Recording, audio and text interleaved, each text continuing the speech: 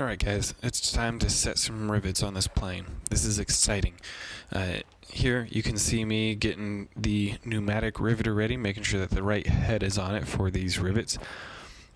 This is exciting for me because rivets are permanent. They're much more permanent than anything that we've done aside from cutting pieces. They're going to stay there. Clecos, obviously temporary. These rivets, permanent. So it has much more, it feels much more like a big step towards completing the plane than anything else that we've done. So this is really exciting, and I wanted to take this opportunity to talk to you guys about what rivets I'm using, why we're using these rivets, and the difference between some of the rivets and other fastener methods that you have.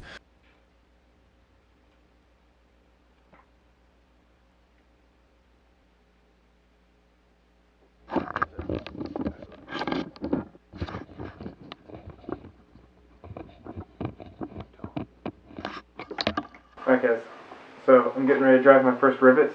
I'm excited. Hopefully I don't have to undrive them, drill them out, redo them. But I wanted to show you guys what this is all about. Riveter. So I've got hand riveter, nice and quiet, but more work. And I've got pneumatic riveter, which I will probably use most. It's still fairly quiet until the air compressor kicks on. So with the Zenith, the design that they have chosen is with all steel to do what's called a blind rivet. Instead of doing solid rivets where you have to have a rivet gun on one side and a bucking bar on the other to smash the rivet, this just pulls, this is a steel mandrel right here. Maybe I'm holding it too close, I don't know. This is a steel mandrel, so it pulls the steel mandrel out, which then it's got a large head on this end, so it compresses this aluminum shaft, and then you're going to have your two pieces of aluminum right here, and so it will hold those together. I thought I would show you guys real quick what it's going to look like. One extra thing, so Zenith, they have special riveting heads for the riveters that are concave, so that when you hit a flat head rivet, it's going to squish it down and make it rounded, so it's more aerodynamic. If you're wondering, is a blind rivet, or is sometimes called pop rivets. Pop rivet's what they use on shoes. When I read all the stuff about rivets, pop rivets are lower quality. Blind rivet is the proper term, but most people use them interchangeably. You're wondering, is a blind rivet as strong as a solid rivet? No, it's not. A solid rivet is going to hold better than a blind rivet. Basically, how the strength of fasteners works out in a given space, you could use a single bolt to hold it, or to get the same grip strength as a single bolt, you'd use 3 solid rivets, or to get the same strength as 3 solid rivets, you would use 5 blind rivets. So you're going to be using more rivets when you use blind rivets than you would if you're using solid rivets, but they're a little bit lighter, and the big thing is it is a whole lot quicker to just pop these steel mandrels out than it is to have to drive a solid rivet. Keep forgetting to put the lid back onto my nail polish remover, my acetone. So let's see, I've got a washer, or a rivet here with a washer on it, so I wanted to show you guys what it looks like to really actually drive what's going to happen. We'll see if it works. I might need more grip material. I'm always afraid for my eyes when I'm doing this. I know nothing's going to happen, but there we go. Now I know nothing will happen. So you can see this area is starting to compress in as it's pulling it. And so that's going to more or less balloon. And I probably don't have enough material here for it to work quite right, but it's giving you guys an idea, I hope. So that's going to balloon out. Kind of ugly I need more grip material. But, oh, didn't finish. There it goes. So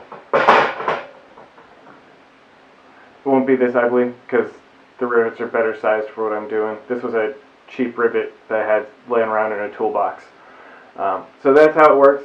It pulls the steel mandrel until the mandrel reaches the breaking point and then just snaps off, and now you have a rivet. So I am to the point that I'm going to be riveting on the elevator hinge pin angles. That's what you guys saw me drilling. I did that yesterday, drilled them out, put some anti-corrosive on there, and now they're ready to rivet. So it's only 8 rivets. It's going to go by really quick, but I'm excited. First rivet's driven. It's going to be a good time. And I will probably, because I'm a nerd, I'll probably do a couple rivets with this, and a couple rivets with this, just because I want to experience the difference, see what they're like. So, sit back and enjoy the show.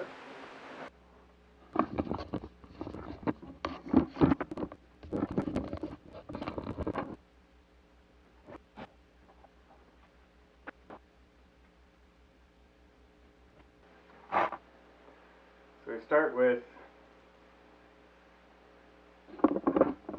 fixing the camera. Start with some Clecos, hold it in place.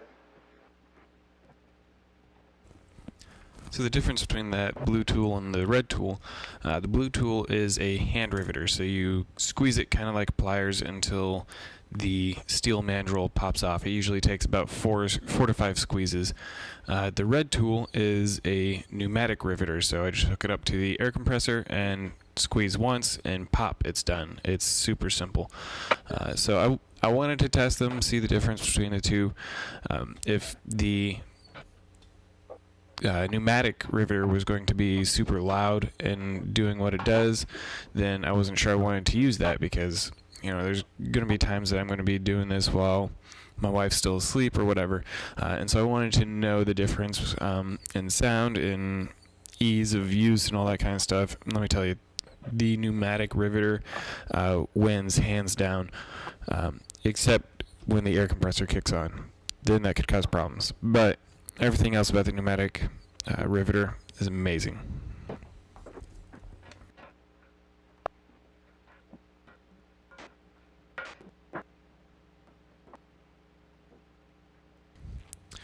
So it went by that quick. 8 rivets done.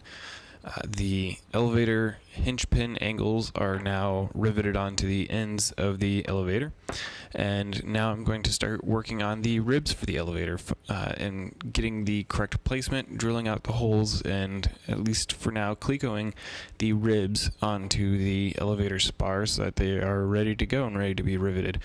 So you'll see me working on that for the rest of this video and making sure that all the lines line up. That's why I marked all those center lines in the previous video, because I wanted to make sure that everything would line up and I'd have a good smooth skin on my elevator. So I went over to the rack to grab a piece called the elevator channel. It's this little piece that goes between the two middle ribs, and so right there I'm just making sure that it fits, making sure that when I drill into these ribs, that in addition to the correct placement of to the holes in this bar, I want to make sure that this channel will fit between them like it's supposed to, so that I put those ribs in the right spot.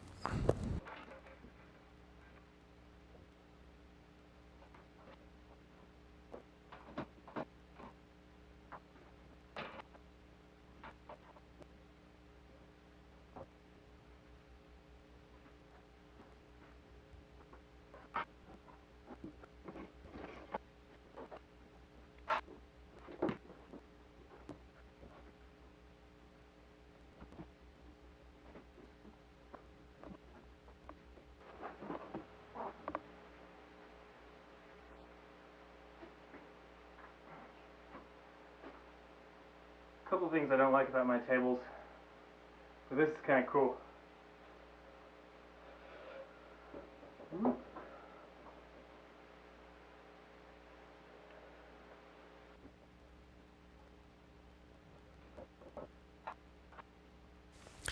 Thank you guys for joining me on another day of building 527 Alpha Kilo.